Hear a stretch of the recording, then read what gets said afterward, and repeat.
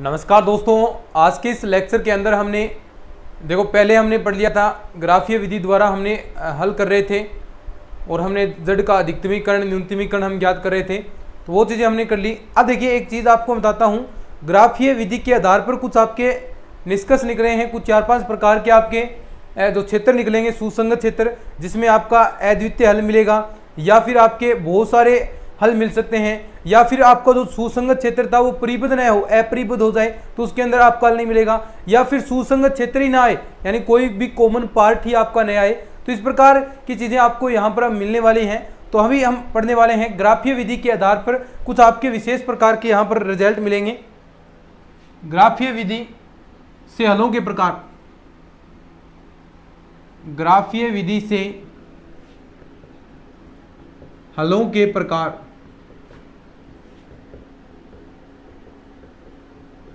ग्राफीय विधि से हलों के प्रकार, टाइप्स ऑफ सॉल्यूशन आपको बताने हैं किस मेथड से, ग्राफीय विधि से। तो इसमें देखिए सबसे पहले एक बार 4 प्रकार के आपके हल आएंगे, तो चारों आपके लिए हल लिखता हूं, फिर एक एक करके हम क्वेश्चन करेंगे और समझेंगे भी। अद्वितीय इष्टतम हल या इष्टतम हल, अगर हम बात करें इसके इंग्लिश की तो देखो अद्वितीय है तो यानी यूनिक सॉल्यूशन होगा, यूनिक सॉल्यूशन, या इसे ही यूनिक ऑप्टिमल कह सकते हैं, इष्टतम को इंग्लिश में ऑप्टिमल कहते हैं। देखिए एक तो आ गया अद्वितीय हल हो, यानी एक ही ऐसा बिंदु हो, एक ही ऐसा आपका पॉइंट आए, यानी 2,3 ऐसे आप पॉइंट्स निकाल रहे थे, उसके अंदर एक ऐसा पॉइंट आए जिससे अधिकतमीकरण मिले, सीधी सी बात यही है। दूसरा बहुसंख्यक, दूसरा क्या है, बहुइष्टतम या बहुसंख्यक, बहुइष्टतम। देखो इंटरेस्टिंग चीजें हैं, क्वेश्चन पूछे जाते हैं एग्जाम के अंदर। या फिर वैकल्पिक हल, यानी 2-3 हल आपके आ जाए एक साथ, मल्टीपल सॉल्यूशन, 2-3 हल यानी 2-3 बिंदु आ जाएं जिनमें आपका सेम टू सेम मान आए, 2 बिंदुओं से आपको अधिकतमीकरण प्राप्त हो, यानी आप ग्राफ के अंदर पॉइंट्स डिनोट करते हैं, बहुभुज के शीर्ष आप कर रहे हैं, तो ऐसे 2 या 3 पॉइंट आपके आ जाएं तो यानी ये क्या हो गया, एक से अधिक हो गया, तो ये आपका बहुइष्टतम हो गया। उसके बाद यानी तीसरा आपका अपरिबद्ध हो, अपरिबद्ध हल,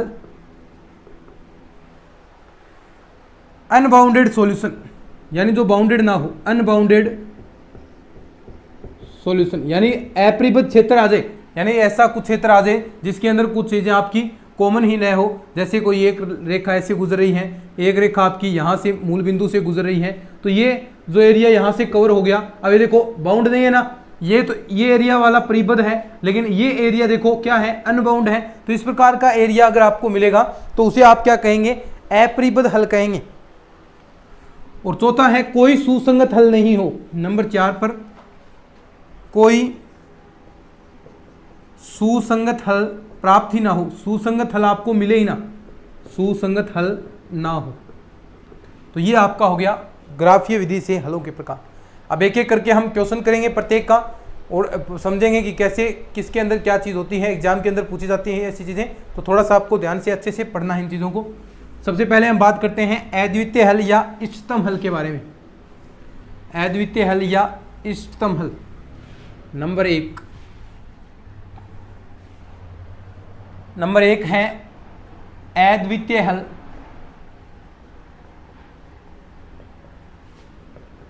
या इष्टतम हल। ठीक, क्वेश्चन करते हैं, डायरेक्ट क्वेश्चन से ही हम निष्कर्ष निकालेंगे। देखिए क्वेश्चन आपके सामने कुछ ऐसा मैंने रखा है, मैक्सिमम z आपको दिया है,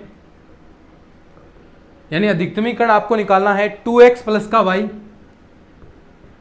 और प्रतिबंध दिए हैं आपको,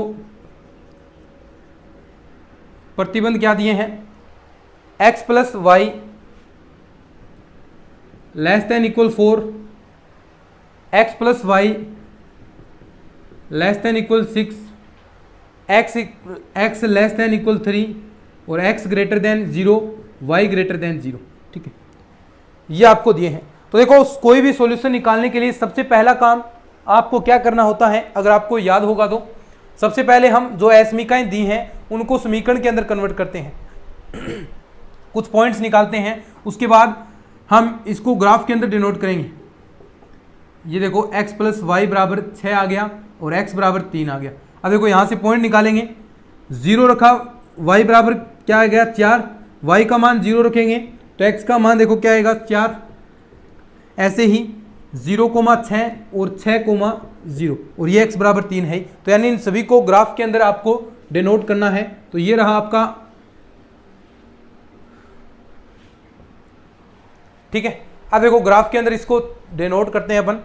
सबसे पहले 0,4 तो हम दो का ले लेते हैं, एक 2 यहाँ हो गया, 4 यहाँ हो गया, 6 यहाँ हो गया,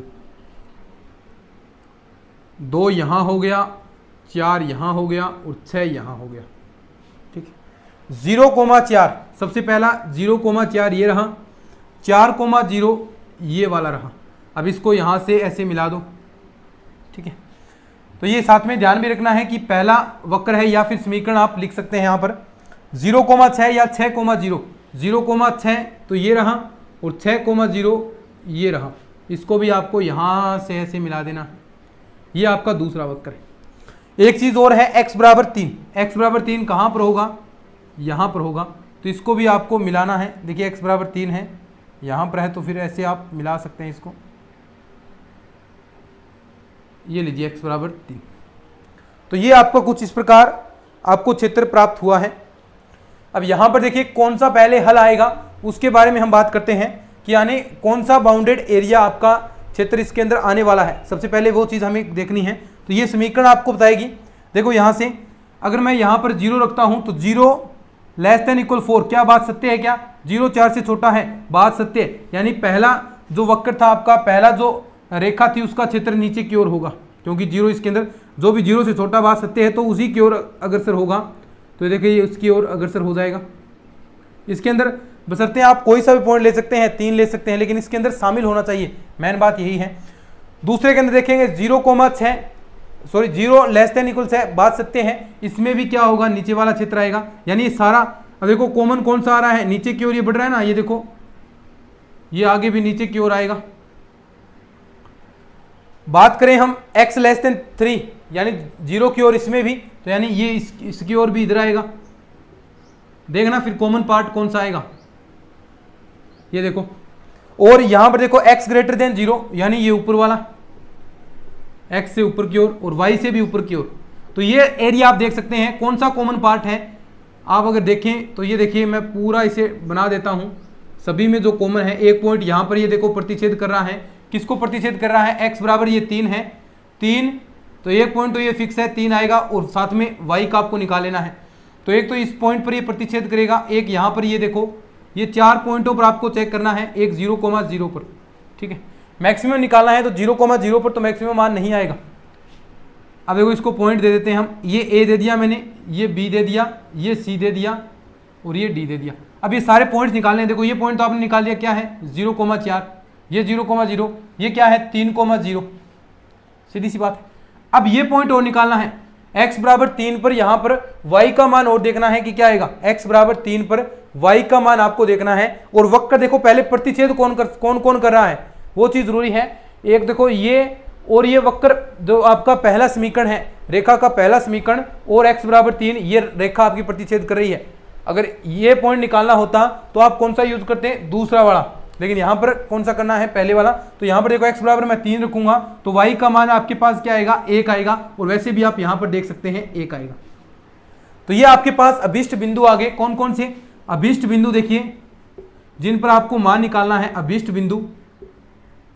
एक तो 0,0 अधिकतम मान यहाँ पर निकालना है, तो z का मान देखो कहाँ से निकलेगा, ये रहा z आपको दे रखा है समीकरण, 0 रखेंगे तो यहाँ पर 0 ही आएगा। दूसरा पॉइंट भी 3,0 पर z का मान निकालेंगे तो 3 2 6 और y का मान 0 है तो z बराबर 6। यहाँ पर c पर 3,1 पर करेंगे तो z देखो 3 2 6 और 1 7 यहाँ पर आएगा। और यहाँ पर 0,4 पर आप देखेंगे तो यहाँ पर आपको क्या मिलेगा, z बराबर 4 ही मिलेगा। अब देखो मैक्सिमम मान कहाँ पर आ रहा है, थोड़ा सा नीचे कर देते हैं कोई बात नहीं।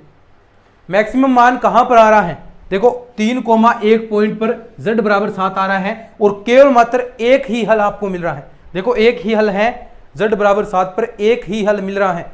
क्या 2-3 हल मिल रहे हैं, क्या नहीं मिल रहा, एक ही हल मिल रहा है। तो ये एक हल मिले तो ये क्या हो जाएगा आपका अद्वितीय हल। देखो यहाँ पर एक हल मिल रहा है, लेकिन आगे जो हम पढ़ेंगे उसके अंदर आपको दो बिंदुओं पर एक जैसे मान मिलेंगे, यानी z बराबर 7 यहाँ आया है, किसी और पॉइंट पर भी z बराबर 7 मिल जाएगा, तो वो क्या हो जाएगा आपका बहु इष्टतम हल हो जाएगा, यानी जिसके अंदर अद्वितीय हल ना आए, 2-3 हल आपके आए। ठीक है, चलिए लिखिए इसको, आगे बढ़ते हैं, फिर आगे बढ़ते हैं, लिख लीजिए इसको। नेक्स्ट हम पढ़ने वाले हैं, बस ऐसे ही करने हैं। अब बहुइष्टतम हल समझ गए, क्वेश्चन करते हैं डायरेक्ट। ये क्वेश्चन करने प्रैक्टिस जरूरी है भाई, जितनी प्रैक्टिस करोगे उतने ही क्वेश्चन ये फास्ट हो जाएंगे, वरना टाइम लगेगा इनमें, वरना लेकिन सरल है क्वेश्चन, आप रिजल्ट निकाल लोगे। तो ये क्वेश्चन छोड़ने नहीं है बिल्कुल भी, ऐसे कितना छोड़ोगे, ये क्वेश्चन नहीं छोड़ने हैं, एग्जाम के अंदर बिल्कुल करने हैं। कोई बात नहीं, 2 मिनट 3 मिनट लग जाए क्वेश्चन के अंदर, लेकिन जो सही आता है वो सही करना ही करना है, और बिल्कुल आप आसानी से क्वेश्चन को सही कर पाओगे। ठीक है, क्वेश्चन देखो आगे कौन सा है, 2 नंबर है, बहुइष्टतम हल। बहुइष्टतम हल डायरेक्ट क्वेश्चन करते हैं। क्वेश्चन देखो, लिखता हूं मैं, z बराबर मैक्सिमम z आपको दिया है, मैक्सिमम z 4x1 प्लस का 3x2, और आपको प्रतिबंध दिए हैं, प्रतिबंध लिखेगा नहीं एग्जाम के अंदर, आपको पहचानने हैं कि जो असमीकाएं दे रखी हैं वही आपके प्रतिबंध होते हैं।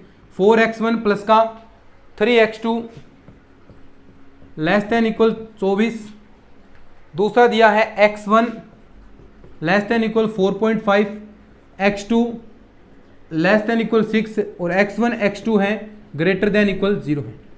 ठीक है, तो ये आपका क्वेश्चन है, और इसमें आपको इष्टतम हल ज्ञात करना है। ठीक है, कर देंगे कैसे, सबसे पहला काम वही करना है, समीकरण आपको यहां पर कन्वर्ट करनी है। समीकरण कन्वर्ट करेंगे तो देखो 4x1 प्लस का 3x2 बराबर 24, ऐसे ही x1 बराबर 4.5 आ गया, x2 बराबर 6 आ गया, बाकी आपके हैं ये सारे। अब आपको ग्राफ के अंदर डिनोट कर देने हैं। देखो ये x1 x2 बस सर बदले हैं, यहाँ पर हम x y कर रहे थे, सेम वही है, ऐसे आप मान लीजिए इस ग्राफ को डिनोट करते हैं। तो ये आपका इधर हो गया x1, मान लीजिए ये हो गया x2। अब देखिए पैमाना कौन सा लेंगे, जो मान आ रहे हैं, पहले ये आपको मान भी निकालना पड़ेगा इसके लिए। देखो क्या आएगा, यहाँ पर अगर मैं 0 रखता हूँ, x बराबर 0 रखा, तो y बराबर आपके पास कितना आएगा, 3 8 24। ऐसे ही y का मान मैंने 0 रखा, यानी x2 का मान 0 रखा, तो x1 का मान आएगा 6,0। ठीक है, और ये बाकी मान हैं ये आपके, तो 0,8 और 6,0 आपके पास मान आ रहे हैं। तो आप पैमाना ले सकते हैं 2 वाला, 2 का पैमाना ले लीजिए, 2 थोड़ा या दूर रख लीजिए, कोई बात नहीं, 2 4 6 8, ऐसे ही यहाँ भी 2 4 6 और 8। ठीक है, अब व्यक्त करते हैं 0,8 सबसे पहले ये रहा, 6,0 ये रहा, मिला दो जहां मिलता है ये नंबर, ये तो आपको पता चल गया कौन सी रेखा है। x1 बराबर 4.5, 4 यहाँ है और 0.5 यहाँ पर आ जाएगा, तो ये देखिए ऊपर मिलाएंगे तो आपको ये मिल गया, ये पॉइंट एक और मिला है। तो देखिए यहाँ पर ये तो 4.5 है, लेकिन ये आपको दूसरा पॉइंट भी निकालना पड़ेगा, प्रतिच्छेद कर रहा है।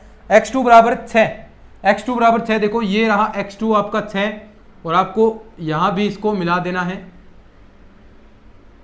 और ये देखना है कि कहाँ पर आपका ये मिलेगा। तो x2 बराबर आपका 6 है।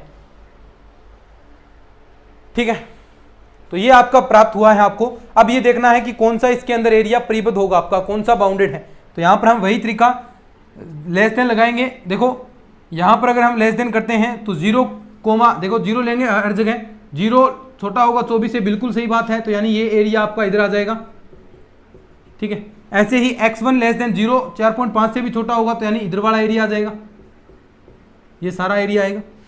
और x2 लेस देन 6, यानी ये भी 0 से छोटा है, तो ये नीचे वाला एरिया आ जाएगा। तो यानी आप देख सकते हैं कौन सा इसके अंदर कौन पार्ट है, x1 x2 ग्रेटर देन है तो ये ऊपर वाला। तो यानी आप देख सकते हैं कि ये जो पार्ट आपके पास आ रहा है, ये जो इतना पार्ट है, ये देखिए ये सारे पॉइंट्स 5 पॉइंट आ रहे हैं कुल, बी कितना है, देखो 4.5,0, सी ये देखो ये पॉइंट आपको निकालना है, ये भी आपको निकालना है। तो ये y का मान तो आपको पता है 6 आता है, और x का मान आपको देखो निकालना है, क्योंकि देखो यहाँ पर y तो 6 होगा, और ये पॉइंट आपको पता है क्या है 0,6। तो यानी बहुत सारे पॉइंट आ गए। सबसे पहले देखिए ये पॉइंट अगर मैं निकालता हूं, यहां पर x का मान 4.5 है और रखना कहां पर है, इस समीकरण के अंदर। 4.5 आपको इस समीकरण के अंदर रखना है, x1 का मान, और x2 का मान आपको मिल जाएगा। तो यानी यहां पर रखेंगे x1 का मान 4.5 मैंने रखा, x1 बराबर 4.5। तो देखिए इसको गुणा कराएंगे तो आपके पास कितना होगा, 9 18 ये हो गया, प्लस का 3x2 बराबर 24, ये इधर जाएगा 18, ये इधर जाएगा, यानी 6 बचा, और x2 बराबर 6/3 आपका बच गया, और ये यानी कितना आ गया 2। ये आपके पास 4.5, 2 ये मान आ गया। ऐसे ही ये निकालना है, ऐसे ये निकाल लो x2 का मान यहां पर। अब x2 का मान 6 रख दो, तो 6 थी 18, 18 में से यानी 24 में से 18 कटेंगे 6, और 4 का भाग देंगे तो 3/2, यानी x1 का मान 3/2 आपके पास आ गया। तो यानी अभीष्ट पॉइंट आप कह सकते हैं कौन कौन से आए हैं अभीष्ट पॉइंट। एक तो 0,0, इस पर आपको देखिए मिलेगा नहीं मैक्सिमम मान, तो यानी ये तो सबसे छोटा पार्ट है, हम चेक कर रहे हैं। एक पॉइंट ये है 4.5,0, ठीक है। इस पर देखिए z का मान कितना आएगा, 4.5,0 रखेंगे। यहां पर मैंने रखा 4.5, देखिए सॉरी यहां पर रखना है मैक्सिमम z, तो यहां से ज्ञात करोगे। 4.5 यहां रखेंगे तो 18, और ये 3x2 ये 0 हो गया, क्योंकि 0 है तो z बराबर 18 आपका यहां आ गया। एक पॉइंट ये 4.5,2, इस पर निकालेंगे तो z का मान देखो यहां से 18 है और 2 यहां 6, यानी 24, z का मान 24 है। और एक ये पॉइंट था 3/2,6, z का मान देखो क्या आएगा 3/2, यहां पर x1 की जगह हम रखने वाले हैं 3/2 रखा, 12, ये 6 बच गया, और यहां पर 2 रखेंगे तो ये भी 6 यहां पर, यानी टोटल आपके पास 12 मिला है ना। टोटल आपको मान यहां पर 12, 3/2 6 है, सॉरी 6 थी 18, 18 और 6 24, इसका मान भी 24। और एक पॉइंट रहा है 0,6, और ये 0,6 रखेंगे तो z का मान 18। तो देखो आपको मैक्सिमम मान कितने प्राप्त हो रहे हैं, यहां पर नीचे तक देख लो, कोई बात नहीं। अब देखो दिख रहा है ना मैक्सिमम मान, देखो 2 पॉइंट है आपके, ये देखो यहां पर 2 पॉइंटों पर आपको मैक्सिमम मान मिल रहे हैं, z का मान 24 और z का मान 24, 2 पॉइंटों पर मिल रहा है। तो यानी ये बहुइष्टतम आपका हल हो जाएगा, लिख लो इसको, यानी 2 जगह आपको मान मिल रहे हैं। ठीक है, आगे बढ़ते हैं, फटाफट लिखते जाओ और करते जाओ, क्वेश्चन सोल्व करने जरूरी है भाई।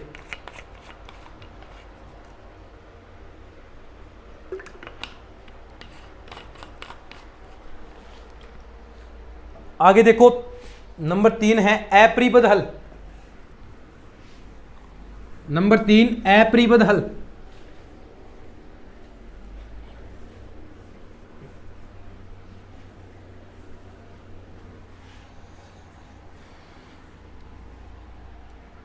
तीसरा है अपरिबद्ध हल, यानी अब जो अभी मैंने आपको बताया था कि अपरिबद्ध अनबाउंडेड आपको मिले, वही क्वेश्चन सेम टू सेम 2013 के अंदर आया हुआ है। मैक्सिमम z बराबर आपको दिया है 2x1 माइनस का tan x2, ठीक है, और आपको प्रतिबंध दिए हैं x1 माइनस का x2 greater than 0, x1 minus का 5x2 लेस देन इक्वल -5, और x1 ग्रेटर देन 0, और ये रहा x2 ग्रेटर देन इक्वल 0। बस है वही चीज़ें। देखो क्या करना है, सबसे पहले तो ये समीकरण दे रखी हैं, इनको आपको असमीकरण जो दे रखी हैं उनको समीकरण के रूप में कन्वर्ट करना है आपको।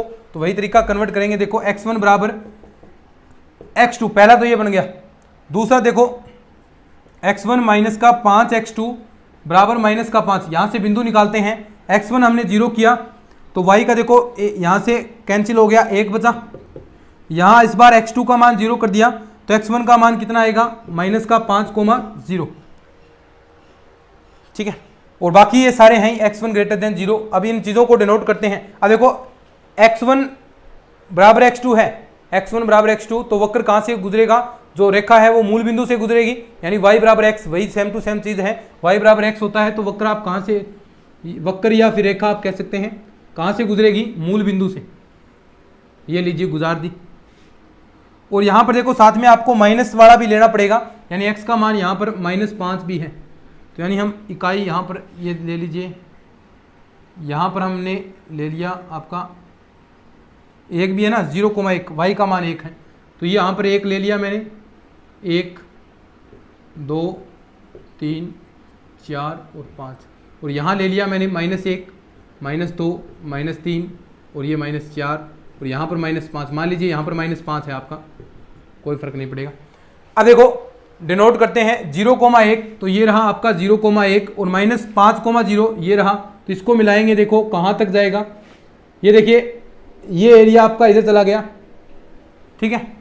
अब इसके अंदर देखते हैं कि कौन सा क्षेत्र शामिल होगा, इसके अंदर देखेंगे कि कौन सा क्षेत्र आपका शामिल होगा। तो देखो x1 greater than x2, x1 minus x2 greater than equal 0 है, और एक है x1 minus 5x2 less than equal -5। अब यहाँ पर 0 करेंगे तो बताएं क्या 0 -5 से छोटा होता है क्या, नहीं होता, तो यानी ये शामिल नहीं होगा, और शामिल नहीं होगा तो एरिया आपका ऊपर की ओर आएगा, ये देखो इस रेखा के ऊपर की ओर आएगा, ये देखो इस रेखा के ऊपर की ओर, और इस वाली के अंदर देखो 0 बराबर है, तो यानी ये आपका नीचे वाला आ जाएगा, और यहां पर x1 greater than 0 x2 greater than 0, तो ये एरिया देखो बड़ा, और ये भी इधर वाला, तो यानी बाउंडेड एरिया बताओ, इसके अंदर बाउंडेड तो नहीं होगा, लेकिन जो आपका सुसंगत हल कौन सा आपको प्राप्त होगा, देखो ये चीज कॉमन नहीं है किसी के अंदर, कॉमन कौन सा पार्ट है, ये रहा, ये पार्ट आपका कॉमन है, और ये क्या आपका बाउंडेड है क्या, नहीं है, देखो आगे से खुला है, अनबाउंडेड है, अनबाउंडेड है तो इसका हल अपरिबद्ध हल होगा, और अनबाउंडेड होता है उसका आप मिनिमम मान ज्ञात कर सकते हैं, यानी उसका मैक्सिमम मान आप ज्ञात नहीं कर सकते, क्योंकि मैक्सिमम मान तो अधिकतम मान तो कहीं पर भी जा सकता है, कोई सीमा ही नहीं है, लेकिन मिनिमम मान आप ज्ञात कर सकते हैं। मिनिमम मान आपको इस पॉइंट पर मिलेगा, देखो जो सब शुरुआत से पॉइंट है वहां पर उसका मिनिमम मान मिलेगा, ये पॉइंट मैं ए मान लेता हूं, और इन दोनों का प्रतिच्छेदी बिंदु है ना, ये ए क्या है, इन दोनों का प्रतिच्छेदी बिंदु, तो यहां से आप इसका मिनिमम मान ज्ञात कर सकते हैं, यहां से प्रतिच्छेदी बिंदु का मिनिमम मान, यानी x1 बराबर अगर आप x2 यहां पर रखते हैं तो आपको ये प्रतिच्छेदी बिंदु मिल जाएगा। देखो मैंने यहां पर x2 रख दिया, x2 माइनस 5x2 बराबर आपका -5 है, तो यानी माइनस का 4x2 आपके पास बचा, और बराबर माइनस का 5, माइनस माइनस प्लस हो गया, x2 बराबर 5/4, x2 बराबर 5/4 आ गया। अब ये x2 मैंने 5/4 यहाँ रखा, 25/4, और ये इधर जाएगा, तो यहाँ से आप x1 का भी मान निकाल सकते हैं, और x1 का मान मैं डायरेक्ट यहाँ पर लिख देता हूँ, जो भी मान आएगा यहाँ पर इतना ही मान x1 का आएगा 5/4, ठीक है। तो यानी ये दोनों मान, इन दोनों मानों पर आपका मान न्यूनतम होगा, यानी पूछा यहाँ पर मैक्सिमम है, लेकिन यहाँ पर आप मैक्सिमम ज्ञात नहीं कर सकते, लिखेंगे लाइन कि यहां पर मैक्सिमम ज्ञात नहीं किया जा सकता, क्यों, क्योंकि ये अपरिबद्ध है, बाउंडेड नहीं है, देखो कहीं से भी बाउंडेड नहीं है, तो असीमित है, ये कहीं तक भी जा सकता है आपका वक्र, तो इस पर आप कौन सा मान नहीं ज्ञात कर सकते, मैक्सिमम, लेकिन न्यूनतम मान ज्ञात कर सकते हैं, कहां पर, देखो इस पॉइंट पर आपको न्यूनतम मान मिलेगा, और न्यूनतम मान के लिए आपको इसके प्रतिच्छेदी बिंदु निकालने पड़ेंगे, प्रतिच्छेदी बिंदु आपके ये आ गए, और प्रतिच्छेदी बिंदु आ गए, तो आप इसमें ये मान रखकर इसका न्यूनतम मान ज्ञात कर सकते हैं, लिखेंगे यहां पर, देखो मान रख दीजिए 5/4 माइनस का 10 × 5/4, तो ये आपका z मिनिमम आ जाएगा, जो भी मान आएगा वो आपका सॉल्यूशन होगा। तो ये क्या हो गया, अपरिबद्ध हल, लिखिए इसको, फिर आगे एक और बढ़ते हैं, एक आपका हल और बचा है वो, तो आप नोट लगाकर लाइन लिख सकते हैं कि इस स्थिति में मिनिमम z ज्ञात किया जा सकता है, मैक्सिमम z ज्ञात आप नहीं कर सकते, भाई समझे बात को, मिनिमम z तो ज्ञात कर सकते हैं, मैक्सिमम z नहीं ज्ञात किया जा सकता, इस चीज को आप समझ चुके होंगे ना, बिल्कुल सिंपल सी बात है, ये चीज़ें इंपॉर्टेंट है, काम की चीज़ें हैं, एग्जाम के अंदर पूछी जाती हैं। देखो एक क्वेश्चन और करते हैं अब, फिर आपका ये कंप्लीट हो जाएगा, चारों हल आपके।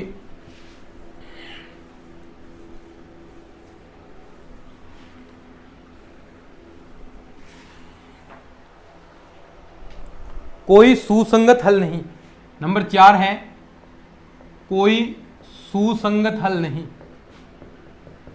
कोई सुसंगत हल नहीं, कि कोई भी आपको सुसंगत हल ना मिले, यानी आप कह सकते हैं कि आपको कोई भी उभयनिष्ठ मान नहीं मिलेगा, यहां पर चीज वही है, लेकिन यहां पर आपको हल निकालेंगे तो उभयनिष्ठ चीज नहीं मिलेगी, कोई भी सॉल्यूशन उभयनिष्ठ नहीं मिलेगा, तो ये आपका कोई भी सुसंगत हल नहीं की कंडीशन में जाएगा। क्वेश्चन लिखते हैं, देखो मैक्सिमम z आपको दिया है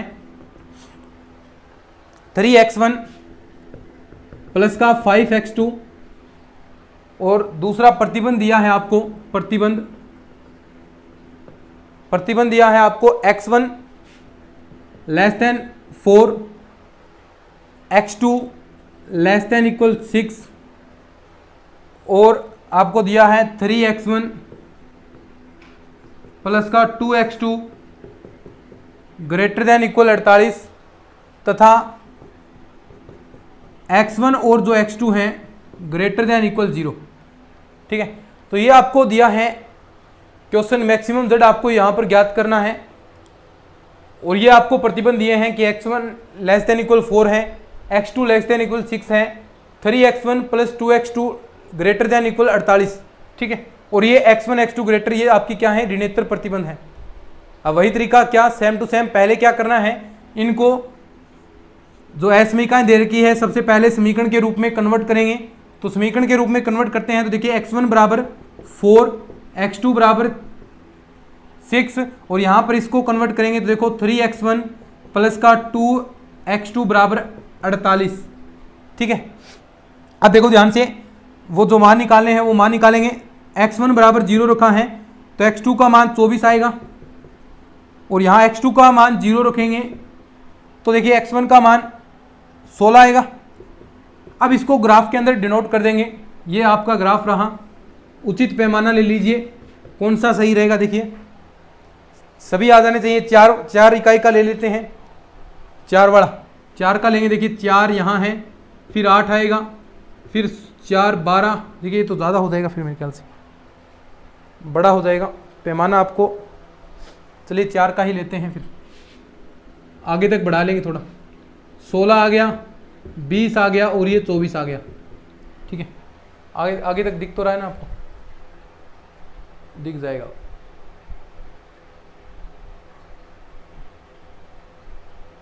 ठीक है, अब देखो ऊपर ऐसे ही ऊपर आपको लेना है। ऊपर देखो मैक्सिमम 24 तक मान है तो फिर लेना ही पड़ेगा, ऊपर ज़रूरी है ज़्यादा। 4 तो यहाँ पर है, 4 है, 8 है, 12 है, 16 है, 20 है और ये 24 है।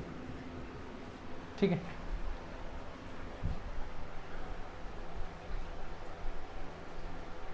अब देखो आप डिनोट कर देते हैं। सबसे पहले 0,24 0,24 ये रहा ऊपरी ऊपर और 16,0 ये रहा, इसको मिला दो यहाँ पर। ठीक है, एक x2 बराबर 6 और x1 बराबर 4, x1 बराबर 4 है, देखो ये रहा, इसको यहाँ से मिलाएंगे, यहाँ पर मिलेगा ये, और x2 बराबर 6 है, x2 बराबर 6 है तो यानी 6 कहाँ पर आएगा, लगभग यहाँ पर। अब देखो इसके अंदर कोई सा भी पार्ट कॉमन आएगा क्या, वो चीज़ हमें देखनी है। अब देखिए चीज़ें करने के लिए क्या करना पड़ेगा आपको, वही काम आपका सत्य असत्य वाला कौन सा शामिल होगा। सबसे पहले हम इसके लिए रेखा के लिए करते हैं कि कौन सा एरिया आएगा। अब देखो इसमें ग्रेटर देन है, औरों में लेस देन आ रहा था, 0 लिखेंगे तो 0 ग्रेटर देन। देखो क्या 48 से 0 बड़ा हो सकता है क्या, नहीं होगा, तो असत्य बात है। और असत्य बात है तो इसके अंदर ये नीचे की ओर नहीं आएगा, असत्य होगा तो ऊपर की ओर जाएगा। तो ये देखो ये ऊपर की ओर हो जाएगा, यानी ऊपर की ओर वाला क्षेत्र आएगा। अब नीचे की ओर क्षेत्र नहीं आएगा। ये x1 लेस देन इक्वल 4, यानी अब 0 यहाँ पर रखेंगे तो 0 4 से छोटा होता है, सही बात है। तो 0 4 से छोटा है तो ये वाला एरिया आ जाएगा। देखो कोई सा भी पार्ट कॉमन नहीं आएगा इसके अंदर। ये देखो x2 लेस देन 6 तो यानी ये 6 शामिल होगा तो नीचे आ गया। कोई सा भी देखिए कॉमन नहीं आ रहा है, कोई सा भी पार्ट इसके अंदर कॉमन नहीं आ रहा है। इधर तो देख सकते हैं आप अनबाउंडेड है, ऊपर की ओर जा रहा है, इधर नीचे की ओर आ रहा है, ये इधर जा रहा है, तो कोई सा भी पार्ट इसके अंदर कॉमन नहीं है कह सकते हैं। तो यानी आप कह सकते हैं यहाँ पर कि इसके अंदर कोई भी सुसंगत हल नहीं होगा। क्या, कोई भी सुसंगत हल नहीं होगा, कोई भी सुसंगत हल नहीं होगा, कोई भी सुसंगत हल नहीं होगा। और यही आपको बताना है और यही हम टॉपिक कर रहे थे, कोई भी सुसंगत हल नहीं है। तो कोई सुसंगत क्षेत्र नहीं है, पहले देखिए कोई सुसंगत क्षेत्र नहीं है तो कोई सुसंगत यहाँ पर हल भी विद्यमान नहीं होगा, कोई भी हल नहीं होगा। यहाँ पर असमित, यहाँ पर ये मान बढ़ रहे हैं आपके। तो ये थे आपके दोस्तों 4 ग्राफीय रूप से हल, मेरे ख्याल से आप समझ चुके होंगे। तो आज की इस लेक्चर के अंदर इतना ही हम पढ़ने वाले हैं। एक एक चीज़ आपको अच्छे से मैंने समझाने का प्रयास किया है, मेरे ओर से पूरा प्रयास मैंने किया है। मेरे ख्याल से आपको समझ में आ भी गया होगा। तो इस लेक्चर को शेयर ज़रूर करना, चैनल को भी सब्सक्राइब कर लेना। चलिए आज के इस लेक्चर के अंदर इतना ही, मिलते हैं नेक्स्ट लेक्चर में। तब तक के लिए धन्यवाद। जय हिंद, जय भारत।